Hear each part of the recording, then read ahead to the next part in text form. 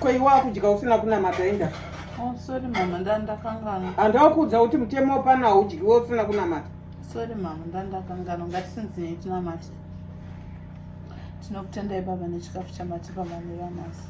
Ngachive chinogutsa miri yedu motikomborera nekusingaperi. Nai. Mama. Wakadzidziswa nani kubika so? Ndakatongodzidzirawo. Ko unenge uchizviita ziya? Ndichingobata-bata. Uchibata-bata uchiita? Ndichingomezha mvura ndichifila kuti yasvika apa. Uchimedza mvura? Kuti yasvika apa?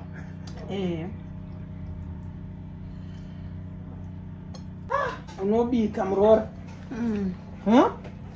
Saka unenge uchiita sei panga? Unenge uchingobata-bata kudai. Unenge uchingodai. Ndechifila. Uchifila so. Saka kana ndichidira mvura ndinotofila nemaoko angu. Uchifila nemaoko angu? Ndichinzwa. Murora. Majidi. Usadaro.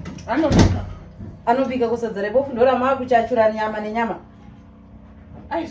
Mary tora nyama yako. Nyama yake ipi? Mary tora nyama yako. Tora ndiri papi tete. Majilimba.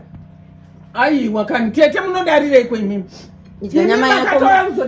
Ayo, ausimosha moti munhu akona mumu. Kutata very comfortable kuona kuti munhu ari. Mary dzidza kugara uko. Sofare uko kana uchidya. Mungatodzinya kuti munhu apofuri singaone makutotora chikafu kutaje. Anosimbira nekuti mwana.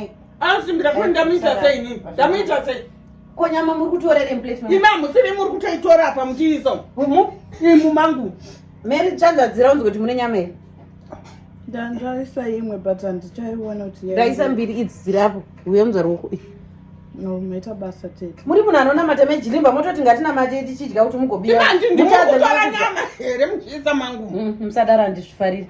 Izvo ndatoti chale panodzoka ndimuzoro mukushungurudza. Izvo zvipota uchiti kana wakudya kuti ndidaidze. Vakakushungurudza kana kuti chimwe chinhu ndidaidzeyo. Ndanchiti ndikudye nawo padhuze. Ayo.